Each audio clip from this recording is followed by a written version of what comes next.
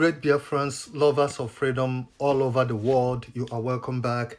Good morning, good afternoon, and good evening, depending your location. All right, this is some latest updates from Mazi Simon Ekpa's lawyer, Karel Gumores. Recently our Prime Minister, Mazi Simon Ekpa, supposed to be released on bail condition. But there are so many things that has happened during this bail hearing. So a lot happened, which our Prime Minister rejected. Now his lawyer has come out to clarify the reason why his client, Simon Ekpa, rejected some of the bail condition that was given to him for him to sign.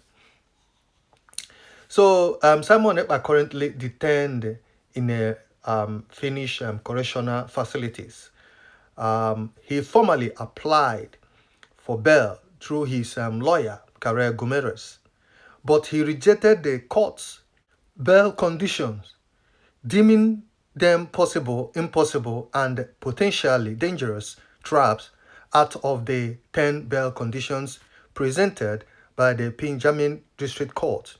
Simon Ekpa specifically rejected 5, including surrendering all global travel documents, submitting DNA and biometric data to international spy agencies, and making a 2 hours televised speech denouncing Biafra. Simon Ekpa was expected to submit all his travel documents, such as passport, ID card, within 72 hours. But he refused, citing concern over his privacy, control, and the potential misuse of the information.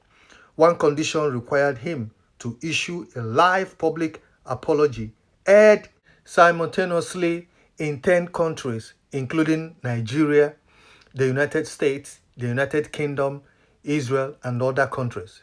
Simon Ekpa rejected this, fearing it could be used against him in future legal process. Simon Ekpa was asked to facilitate the immediate disarmament of all alleged Biafran-linked militant groups before bail could be granted.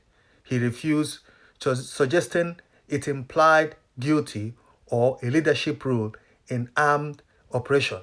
He denied the court asked him to submit his DNA, voice samples, rental scans, and full biometric data to 4 major intelligence agencies, Interpol, CIA, and the Nigerian Department of State Services. Simon Ekpa declared, saying it was invasive, excessive, and dangerous. Another conditions demanded that Simon Ekpa publicly renounce the Biafra movement in a 2-hour global televised event monitored by lie detectors and international embassies. He rejected it as well, outrightly, as a humiliating trap. Simon Ekpa argued that the condition would not only violate his right and dignity, but also incriminate him. Accepting them, in his view, would validate unproven allegations and betray Biafran movement, rather than comply with what he sees as oppressive and politically motivated bail terms. Simon Ekpa has chosen to remain in detention at the correctional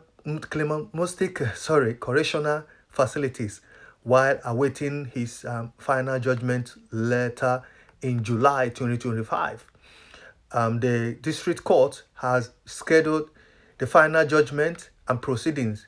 A panel of 3 judges will jointly deliberate and issue a verdict later this month of July 2025.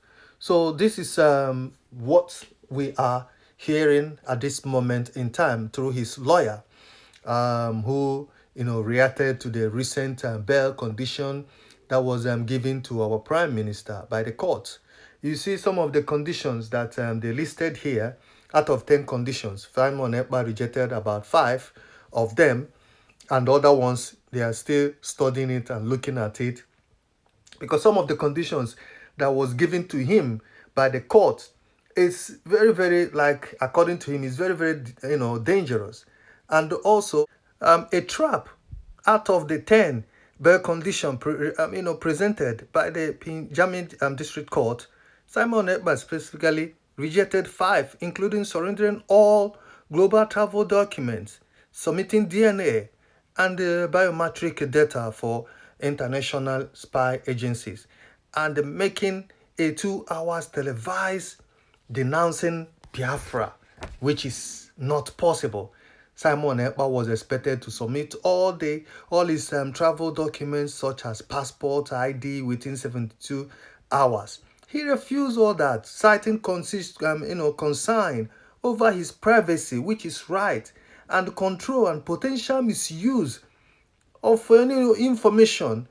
One condition required him to issue a live public apology to Nigeria. Well, come on, man. Well, it's not possible. And he made it clear through his lawyer that all these things could be used against him in future legal cases. Simon Ekpa was asked to facilitate the immediate disarmament of all alleged Biafran-linked militant group, and which he also rejected as well. All these conditions that the court, all these conditions that the court presented to him, like Simon Ekpa said through his lawyer, that they are very dangerous and they may be used against him in illegal cases. So he rejected that and stood strong on what he believed, and saying that these conditions should be looked into and looked at. That some of these conditions that were given to him, he will not accept the conditions. So now the court making their final decision, which might happen before ending of this month. We'll see what's gonna play out, what they will decide to do. It is right for rejecting you. You're not gonna be forced if you are not okay with the bail condition, because you want to come out, so that you will put yourself in danger by signing or accepting some of the bail conditions that the court gave him for him to be free. When you look at that, if he accepts these conditions and sign, it's kind of like surrendering. That's what it looks like. And Prime Minister look at that and say no, that he will not sign that, and he will not accept some of the conditions that the court presented. All this is planned by the Nigerian government will fail, but they will fail like they keep failing. They will get tired like they keep happening to them. We'll stop here. We'll give you latest update. God bless you all. Bye.